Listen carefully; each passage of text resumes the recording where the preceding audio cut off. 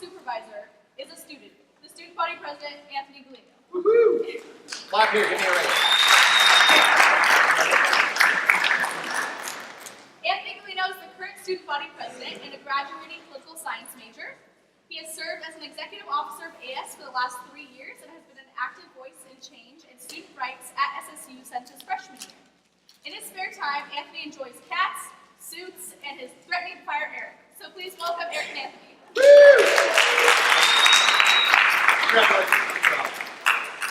Welcome everyone. How are y'all doing? It's a gorgeous day at noon, so you thought no better place than to talk about change for 40 minutes with us in Sugar Hall. Good call. So a couple other quick things to know about myself, and then I'll let Anthony go. I worked at Sonoma State now for 13 years, always working for the associated students. Many of you may know me from your orientation sessions where I reminded you about wearing shirts from other campuses, like that guy wearing a school shirt from Queens College. That's what's wearing, whoever his TA is, minus 10% on his grade. That's not allowed. Those of you wearing Sonoma State gear, good job. Where are you? Sonoma State gear. That's extra money, extra points for you, points for you, points for you, points for you. Nova's close enough. You know, why spell it all the way? It's all those extra 2 letters get you every time. So obviously we're here to talk about change, and we're going to talk about it from more of a student perspective. But like Katie said, I get to work for the students. So I work for all of you, and all of you are embodied in my boss and supervisor, our student body president.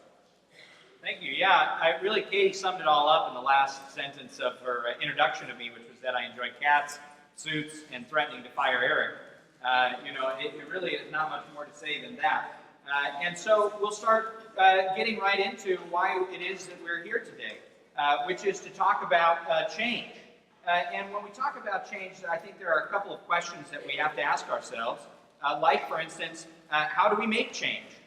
Is change necessary? What are ways that we can think about change? And what does making change with others look like? And so those are, I think, some of these questions that will help guide us through our discussion today. And so I think I'll let Erik take it from here for a moment. So one of the things that we're going to do today, besides having the two of us up here, is we're going to have you move around in the room a little bit. So you've already I know, God, I don't want to move. Somebody just show me a YouTube video for 40 minutes and let me be quiet. So we're going to have you guys talk to each other a little bit, which sounds like it's going to be a change from your normal operation in this room, which is fine. But change is about working with people. Change is, if you read the text, if you read the chapter ahead of time, change is what they've said the entire leadership experience should be about. How many of you agree with that statement, that leadership is about making change? Everybody? Anybody not agree with that? Anybody think that's just the authors doing whatever the authors do and they're dumb and they had to fill pages and what the heck, let's fill this chapter in. So everybody's down with change and leadership are the same thing. We're cool, we can all accept that premise? Okay. You asked for it. Here's what we're going to do. Here's what we want you to do. We're going to have you break them. This is self-selection. Break you up into groups of like 4 or 5 people. Don't do it yet. And we're going to have you not log into the internet because why do that? That would be dumb.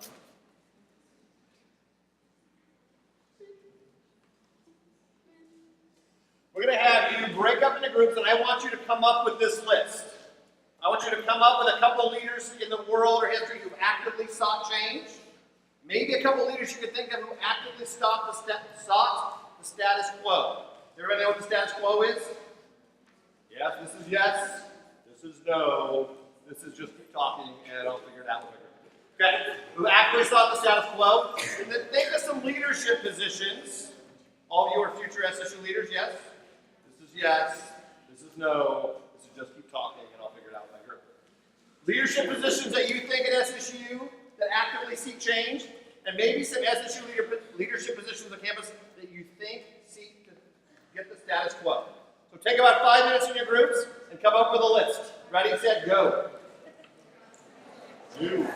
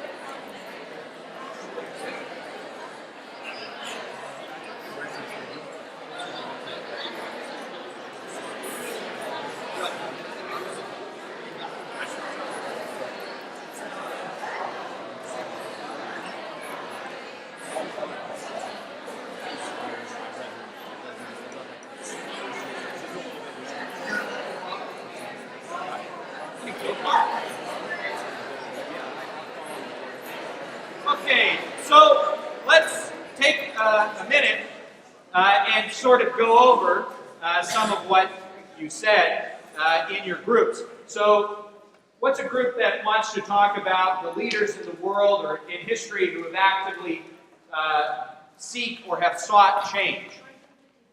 Who was that? Martin Luther King? What's it? Abraham Lincoln? Obama? Maybe somebody from the back over there? What do you think? What do you folks think back there? That's why they sat in the back. Yeah, so then they didn't have to answer questions. Okay, well that's okay. Oh yeah, we got one. Gandhi, okay. Yeah? Hitler, okay.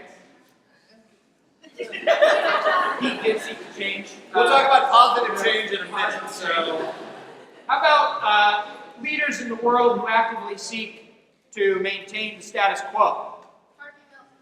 Harvey Milk.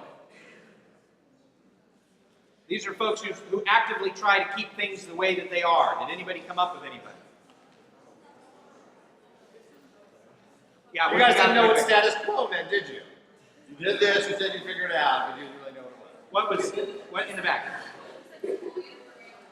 Oh, I'm sorry, I can't hear. Hold on just a second. What did you say? Okay, there was somebody up here. Yes. KKK, okay. Yeah, way in the back. Donald Trump, okay. Is that a student back there? I can't see all the way. Oh, that's right. Okay.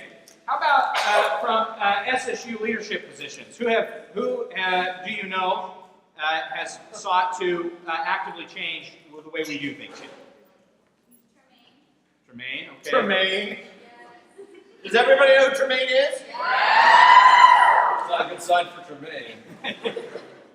That's true. Some staff, definitely. How about some students? We're jump up here. Some folks in jump, perhaps. Who else? Sororities, okay. I can't hear you.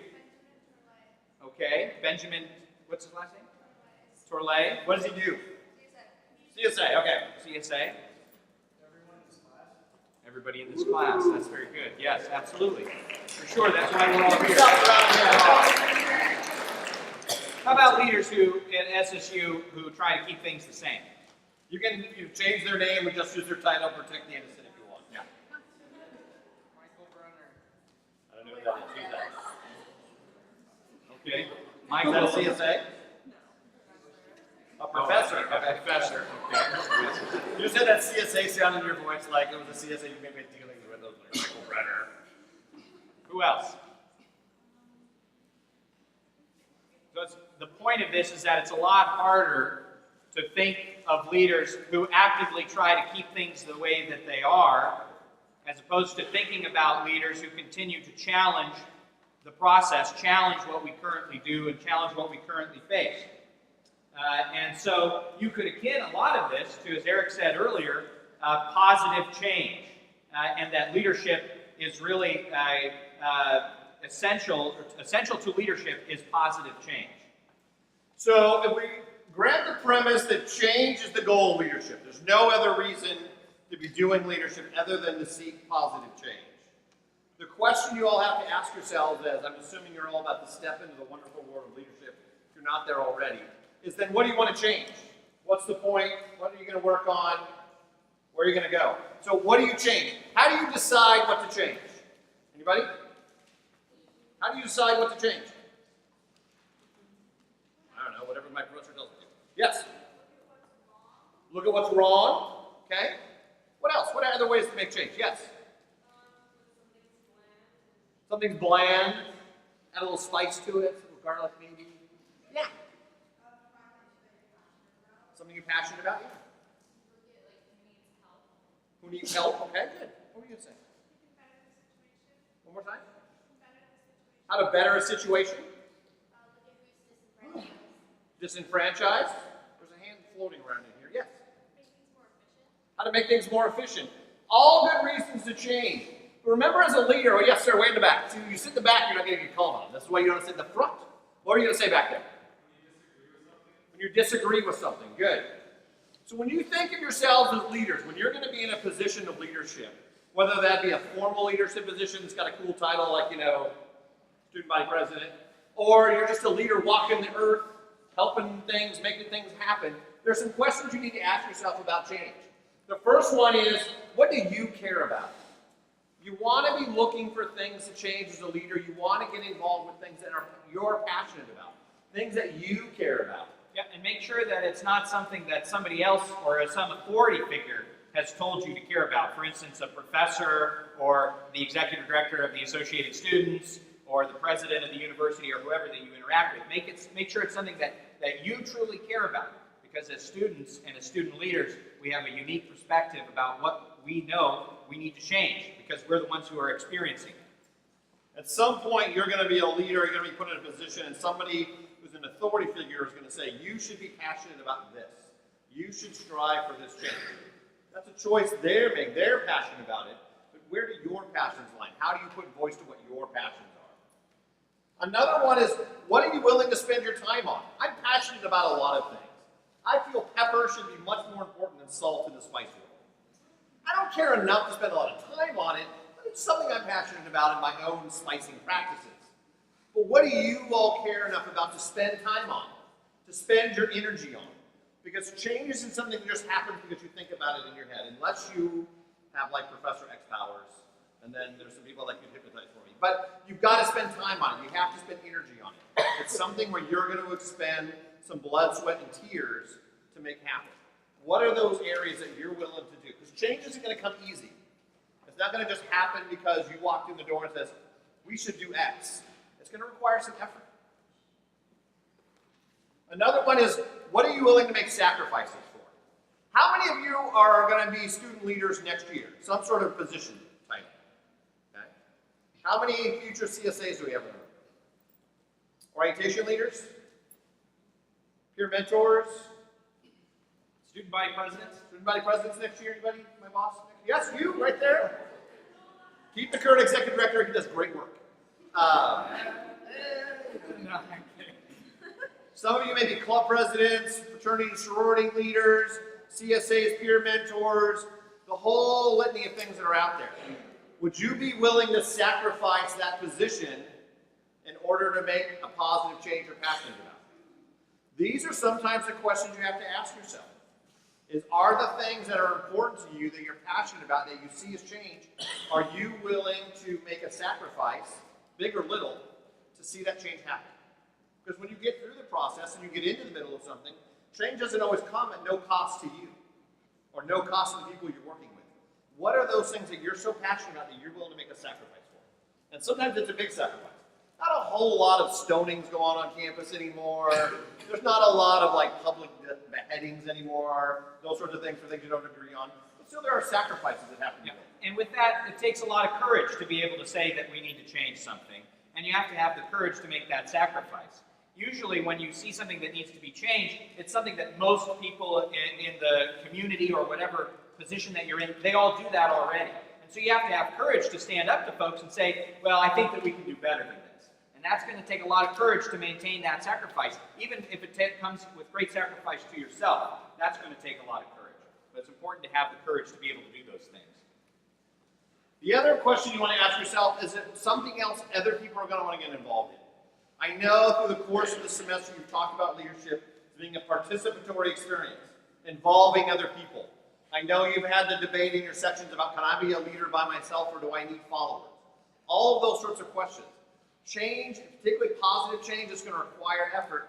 You're going to need other people to work with you.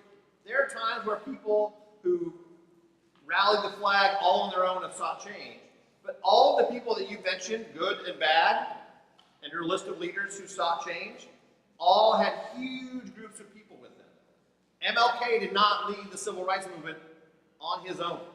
There was a massive group of people who made efforts towards that change for decades and decades, before and after MLK was the leader of that movement. There was lots of people that are part of it. So who else can you get involved? Are there other people who want to get involved? If you're the lone pepper should be more important than salt guy on the planet, you're probably fighting an uphill battle. There's not a lot of people out there for you. You're wandering around by yourself. How can you find other people to get involved? And then lastly, is can you really make a difference? Is there really a difference to be made? The pepper versus salt thing, meh. Even if we go the other way, it's not really going to make a difference. Maybe whoever grows peppercorns will do better than whoever scoops salt off the ground. But is there a possibility to really make a difference? And size and scope is important. I love world peace. I think it's a great idea. But can I get other people's involved? Probably. About something I'm willing to make sacrifices for? Yeah. Will I spend time and energy on it given the opportunity? Of course. Do I care about it? Sure. But do I really think in my heart of hearts of where I stand at Sonoma State University that I'm going to dedicate all my time and energy to world peace? Directly? Probably not. There's other change and maybe pieces and parts of world peace, like, I don't know, educating student leaders, that might lead up to that. But world peace is the only thing I'm focused on. Can I make a real difference in that piece? So finding the thing that you can make a real difference in. Yeah. Does that make sense? So let's practice coming up with some areas to change on campus. With that being said, that sometimes when we get into these meta goals and these meta things that we want to change, like for instance, world peace or to end world hunger or something along those lines, those are big, complicated issues that are going to take some time.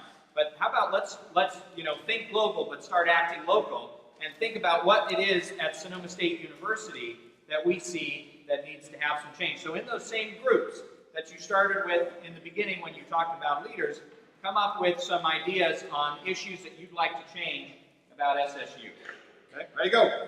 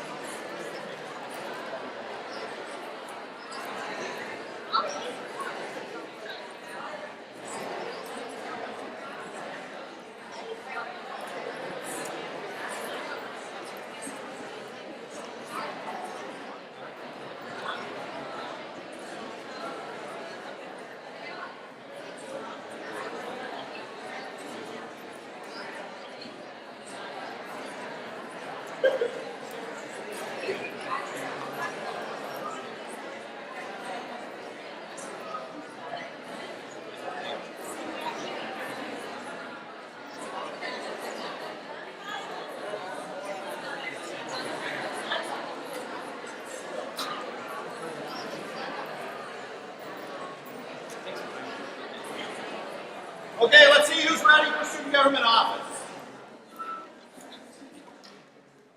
What issues did you come up with for change at SSU? Why is it almost exclusively the hands shoot up in the front and the people in the back except for that one guy? We're going to call you Fred from now on. Except for Fred in the back, everybody else is like, I wasn't looking at my phone, I'm totally talking to my group. Everybody else in the front is like, I want to participate. Okay, so Fred, we're going to choose you first, because you're the lone representative of the entire, yes, it's Fred, I'm talking to you. The entire representative of the back. What was an issue you came up with back there? More classes.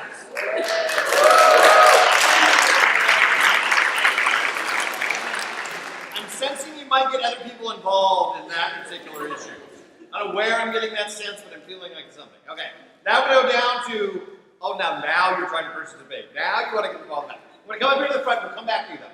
Ideas for change in SSU, right here. Transparency and where our tuition is going. Transparency and where your tuition is going.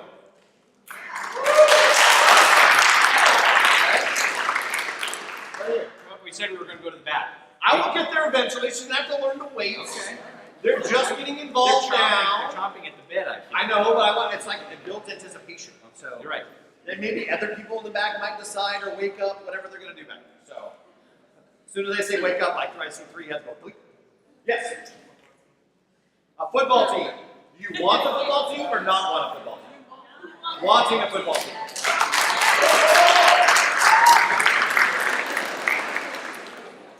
Yes. Are you guys not in the same group? You are in the same group, but you have 2 different opinions? You couldn't agree. I like that one that way. 2 different things. Give it to me. Diversity. I'm not assuming anything. I'm just asking questions. What was your idea? Free massages. I have to feel like a little tight right about here. So, yes. Educating all on culture and race. We're not calling on you to go to a sweatshirt on, so we can try and participate. Go get an SSU sweatshirt, then you can participate later. Yes? Surveys to get to know your roommates. Nice, before you move in, nice. We call that the crazy meter. So you just take a crazy meter test to see what's going on with my roommate. Yes? One more time? Making advisors more accessible and knowledgeable. Okay. Yes, ma'am. Yeah. Being able to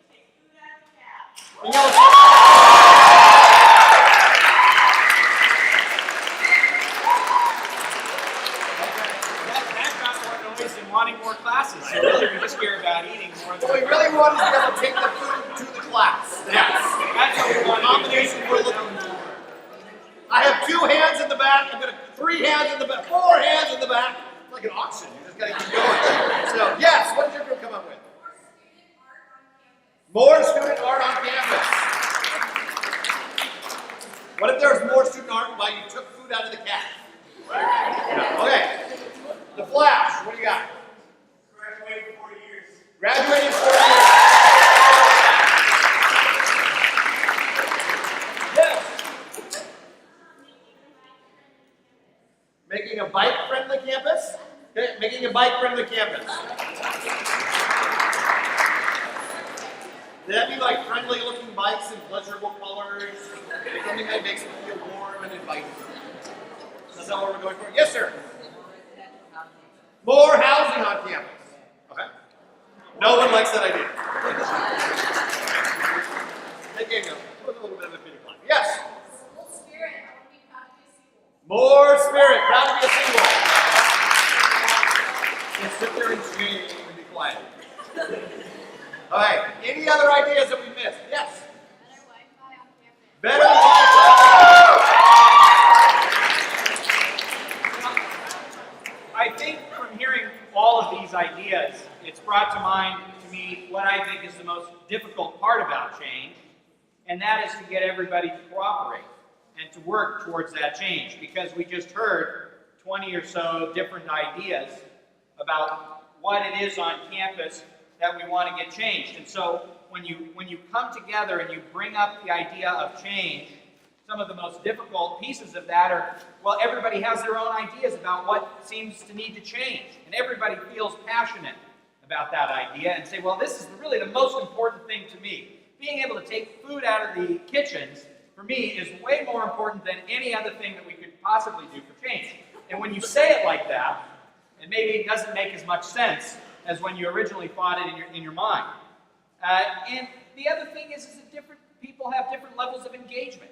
Maybe in the group that you're with, let's say it's a group of 5, and maybe like 2 are really passionate about taking food out of the cat, but the other 3, while they agreed that was what they should change, they're like, secretly I really thought it was that we needed more classes. I was just hungry when I signed my name up. Yeah. Now I'm not so hungry, so I don't really care that.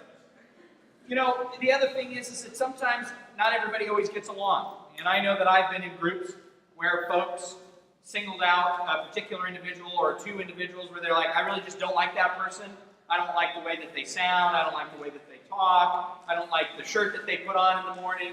I really have a problem with them. Usually that's me in the group. But in either case, they say, I don't like that person. I'm not willing to work with them. And finally, I think that people disagree on the basic issues or the basic complexities of what we want to change. For instance, taking food out of the caf. Well, some people say, well, yeah, but the issue is that we need to-go containers. And then another person says, oh, but they really need to be sustainable to-go containers. Another person says, no, we should just be able to take it out with our hands. Another person says, well, I want paper plates. Those are some of the issues. Or, well, we can go into the caf as much as we want, so why do we need to take food out anyway? So those are all those different pieces and parts of complexity when we think about what needs to be changed and all those issues. But what I have always found to be the best strategy when engaging the folks that I'm working with on what to change has been that the group can decide and all agree upon the issue. The basic issue is, for instance, we all think that we need more classes at Sonoma State, or we all think that we need to be a more diverse campus or a more accepting campus.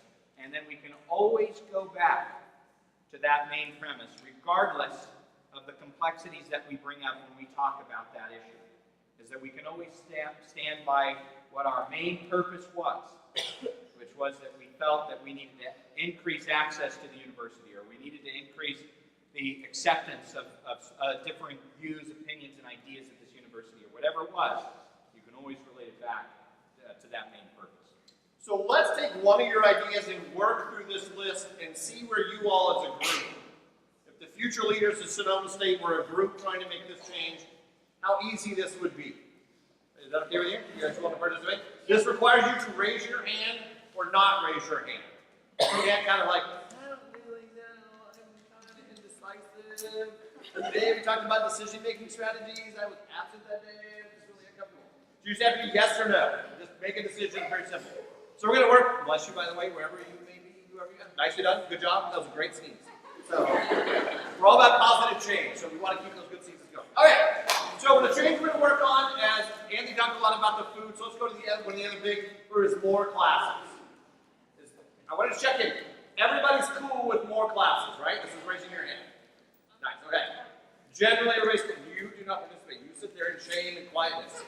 So, when we're doing a Queens College survey, you can participate. Otherwise, shush. No, I'm just kidding. So everybody cares about getting more classes.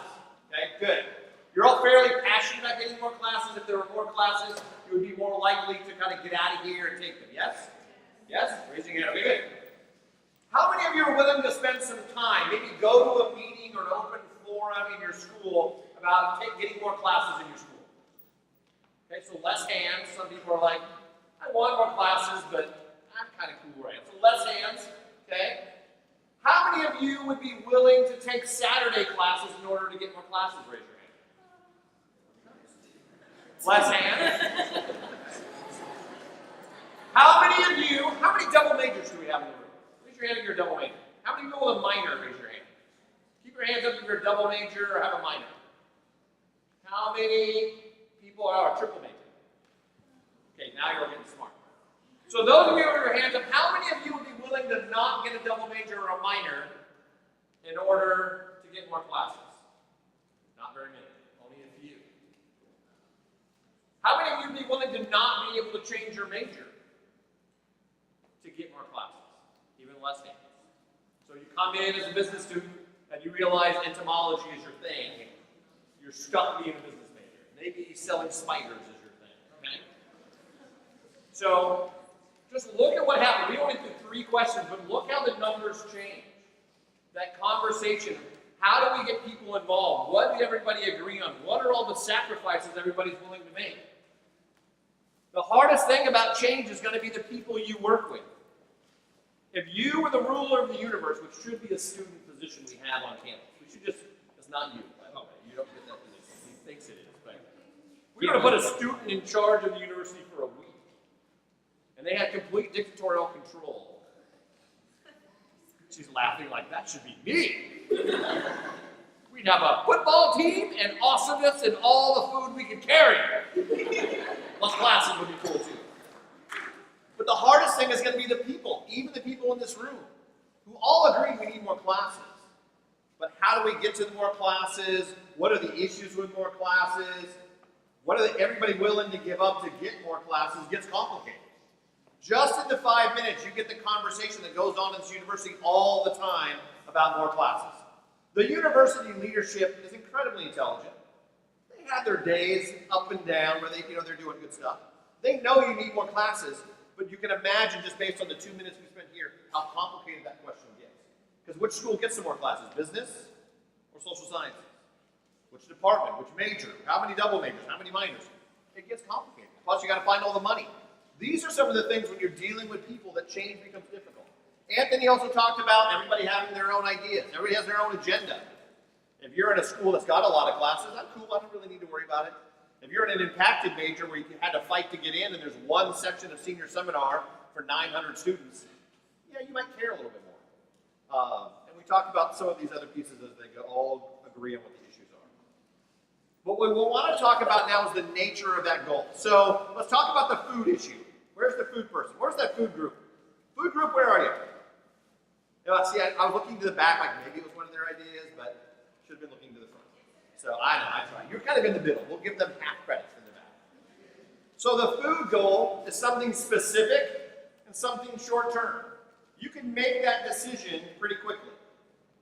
You don't have to fight for 900 years. It's a pretty easy, definable goal that's short term and specific. It's a pretty easy change to fight for. You may not win, but it's an easy change to fight for. But as the goals change, maybe it's not, I don't know what a long-term version of the food goal is, but it's something specific that we know is going to take time. Somebody mentioned diversity. Where's the diversity? There we go. Increasing diversity. We want to double the diversity on campus. That's not going to happen by next semester.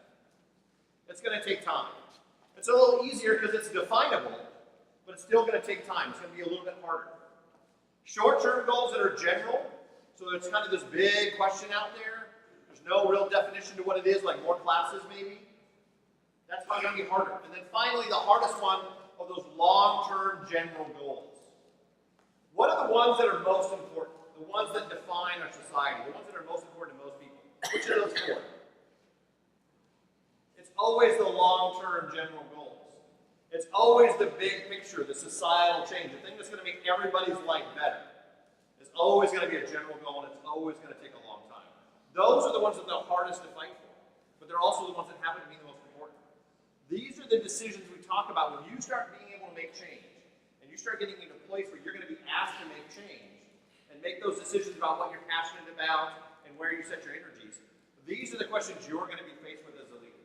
What are you willing to sacrifice? What are you willing to put energy? And how long are you willing to put into it? Because that's going to get hard. Well, and the nature of being a student is that we don't have unlimited time here. You know, a lot of the time we're working with staff or faculty or administrators who have been here for 10 years and could be here for another 10 if they wanted to. When we're here for hopefully 4, sometimes 5 or even longer.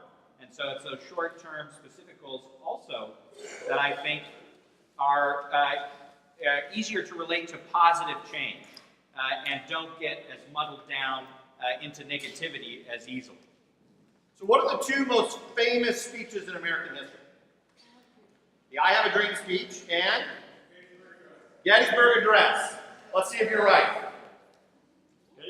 The Washington March speech, which you know is I Have a Dream speech, and the Gettysburg Address. Both names of leaders that came up when we were talking about naming those leaders. Okay? So we're talking about positive change. I know somebody, every time we talk about list of leaders, somebody always mentions Hitler. I don't know if it's like a prerequisite or something comes up. But I know in this class, and I know the text mentions constantly that leadership is about positive change. So really measuring a leader and their ability to create positive change. The reason I'm using these 2 examples is this. They're really famous speeches. In the Gettysburg Address, the word slavery never appears. Ever. It talks about a vision for the future. It talks about a positive vision of where we want to go. Sometimes when we talk about change, we get focused on the issues. We get focused on the negative. We want to be focused on where the positive change can be, where we want to be, not what's the problem with where we are. We want to focus on where we want to go, not where we've been. So when you look at the Gettysburg Address, he's talking about a vision for a new nation, a vision for our future, not where we've been and the problems we're experiencing in the current moment. He's talking about where we want to be. Look at the next one. For the Washington March for Dr. King, it's a perfect example of why it's the iconic speech of our country. It's a perfect, should be really the iconic speech for the leadership experience. If the goal of leadership is positive change, how better do you make that iconic than using the phrase, I have a dream? He's not talking about the problems, he's not talking about everything that's horrible, he's talking about a vision for the future. To the point of saying, I have a dream. He uses that phrase, we usually just know this quote, but he uses that quote in so many different ways throughout the speech. And an interesting fact about these two speeches, they're almost exactly 100 years apart. The Washington March speech was given 100 years after the Emancipation Proclamation, which is what prompted the Gettysburg Address. But those two iconic speeches, both connected to each other and 100 years apart. And what's the opening line of the Gettysburg Address? 4 score and what? 7 years ago. How many years is that? Don't answer. How many years is 4 score and 7 years? 40? How long's the score? 20 years. You don't know that. How are you going to get through life without knowing what a score is? You're going to be out wandering around, working on things. Somebody say, I'd like a score of potatoes. They're going to hand me 15. And there's going to be an argument. You should know that score is 20. What's the opening line of the Washington March speech? Anybody know? 5 score ago, they both use the word score. A little trivia for you to impress your friends later. The only two speeches anybody knows who uses the word score as a time limit. They're 100 years apart and they both use the word score. From an example from a student. So these are two iconic leaders of our nation. Everybody agrees that they're leaders. But how could you do this as a student? What would that look like? Put the next slide for me. So this is what a convocation address from a student leader would look like. Hey, look at that guy. I think that's the same suit. No, that one's pinstripe, but blue. Is that pinstripes? Yeah. It's not regular quality Yeah, pinstripes. and pixelated. But from a student leader being able to give the same sort of vision of what the future will look like for Sonoma State students. Not talking about that we need more classes. Not talking about all these things that suck as an institution. But starting to set out a vision for where we want to go as a campus. This is a student. This is him who's a student. I know he doesn't dress like a student or act like a student. Trust me, we've had this conversation. You can laugh. We all do. It's okay. There you go. Feel better. But you as students can take the same approach that the iconic leaders of the nation have taken. This isn't anything different that you all can't do that because you're students. This is an example. It's very simple to lay out your plans for the future. Lay out your plans for change in the context of the positive. You'd be shocked how many people will come around and how many people will get positive, how many people will be inspired. And you're all going to have the opportunity to inspire students. Change is an inspiration point. There's a reason President Obama used the word change as the symbol for his presidential run. It inspires people to act. So as we leave you today, we want to leave you with that message of find a way to talk about change in a positive way. Don't always talk about what the problem is. It's a problem he doesn't have a Sonoma State t-shirt to wear. That's a problem. What we can't talk about is that we're going to get every Sonoma State student to get excited about being a Seawolf and wear their Seawolf stuff with pride. That's how we can start talking about positive change. Okay? So as we finish up today, I know you all get these lectures every week, and I know different people come in, and most of them are administrators like myself, or faculty members, community members, those sorts of things. I don't think you get too much of an opportunity to talk with a student body president or ask a question about positive change. And we've got just a minute or two left. But I wanted to check in with you all to see if you had any questions as you're about to take that step into a leadership position or a leadership role of what it's like to be a student at Sonoma State trying to promote positive change. Does anybody have a quick question at all? Otherwise, he's going to talk on his own for like 30 minutes. So, yes? What do you think it would take to make student leaders have priority registration? That's you. Priority registration. By the way, I didn't start my convocation address with using the word score because I had barely been alive for a score.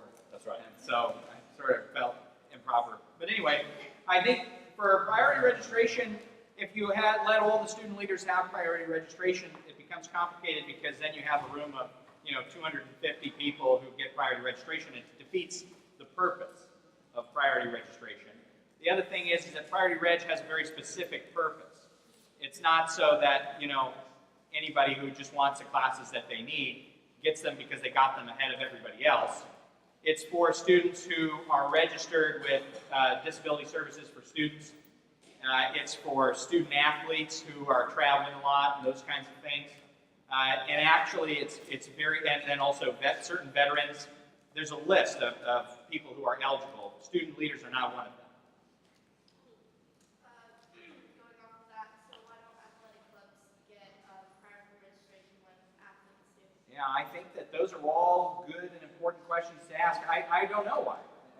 Frankly, you have to A apply. better question might be, kind of for the theme of today, how would somebody make that change? Yeah, I think somebody who make that change, I think the real issue is that people who want priority registration probably is because they feel that they can't get the classes that they need during their registration period that they actually get. If there were classes, an abundant level of classes where students could take them when they needed that or whenever their registration appointment was, you wouldn't need priority reg because the classes were available to you.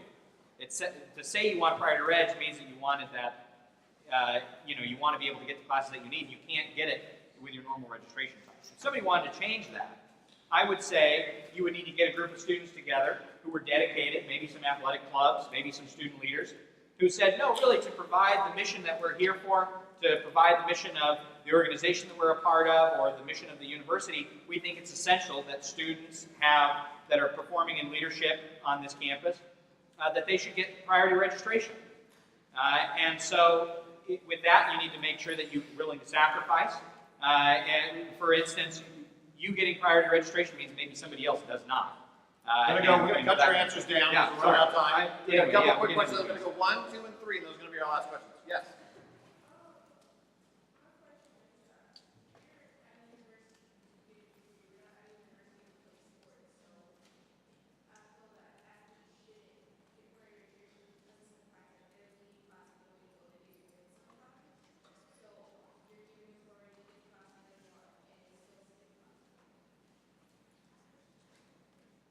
I didn't hear a question. The last part. I didn't hear a question in there.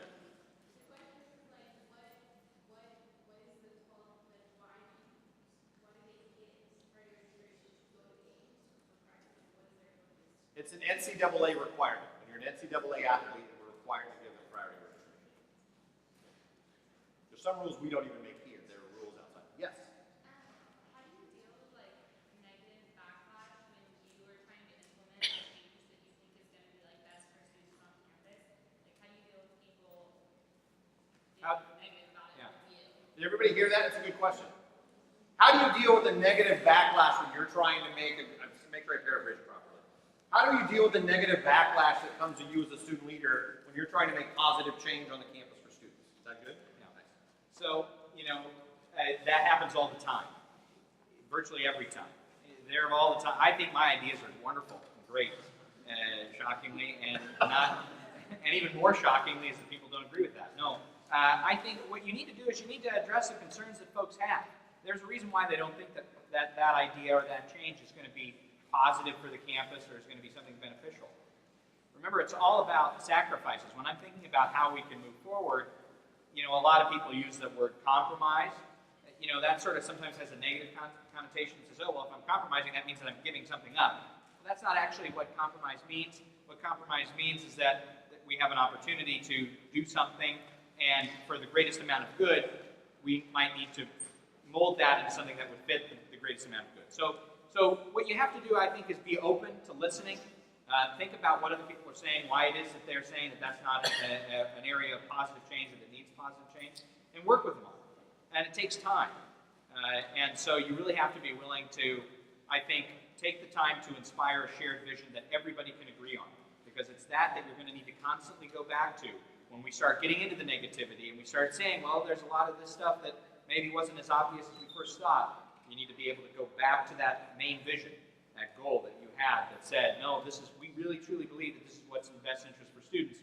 That means that this isn't going to be an easy thing to necessarily get done.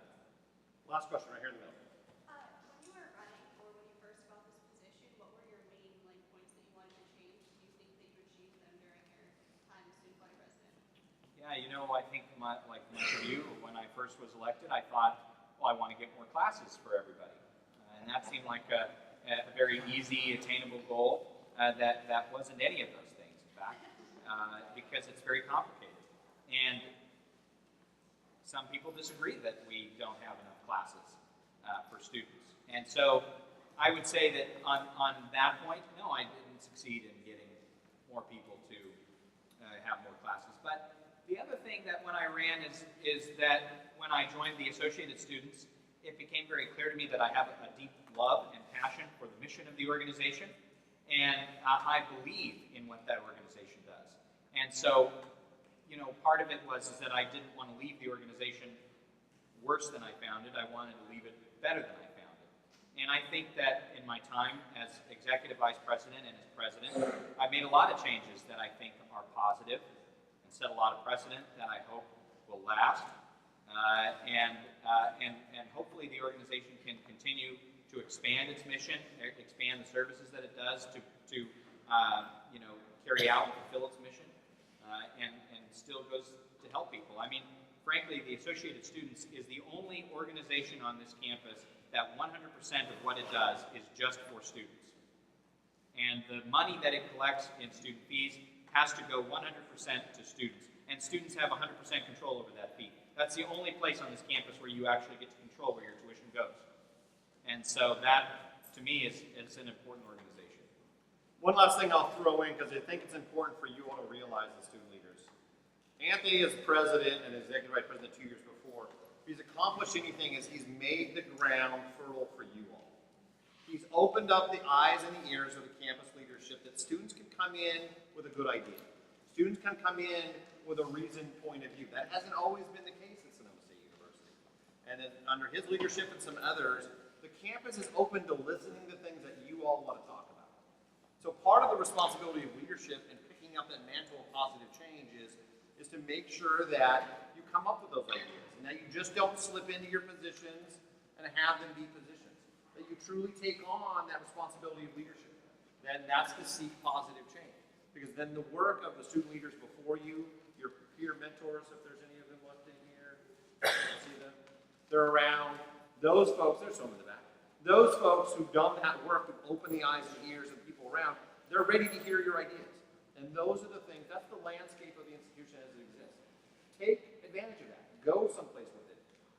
Come up with some of these ideas that you've all talked about and push it forward. So I know you guys are going to have a great conversation this week about change in your groups. Have a great time. Thanks, everybody.